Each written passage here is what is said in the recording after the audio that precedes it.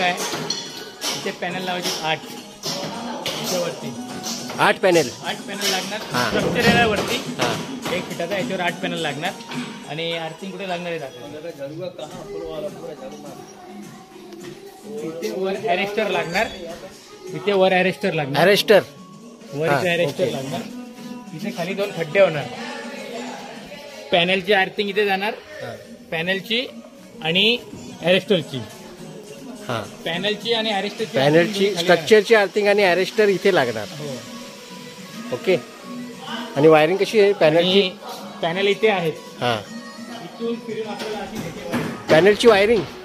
पॅनलची wiring अशी असणार. इथे पॅनल बसणार. हां इथून असं पाईप जाणार. पाईप हां मध्ये हां इथून अशी जाणार. PVC pipe. PVC पाईप मध्ये अशी पाईप हां ओके. अशी जाणार. हां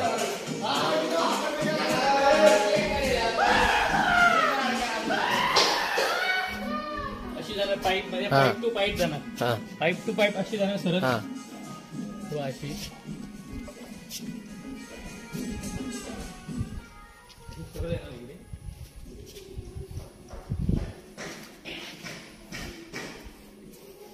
इथून जाऊन इथे होल करून इथे समोर आपली जाणार आहे वायरिंग अशी. कुठे? इथे समोर हां इथे होल मारून आतमध्ये जाणार वायर. ओके. इथे होल मारायचा. DC केबल इथून आतमध्ये टाकायची ओके. आपल्याला. बस बाकी काय नाही. मगाशी तुम्हाला जे मागून दाखवलं ती वायर इथून येणार. इथून होल मारून आपल्याला इथून वायर येणार. इथून आपल्याला ती वायर इथे काढून इथे MCB लागणार. हे असेल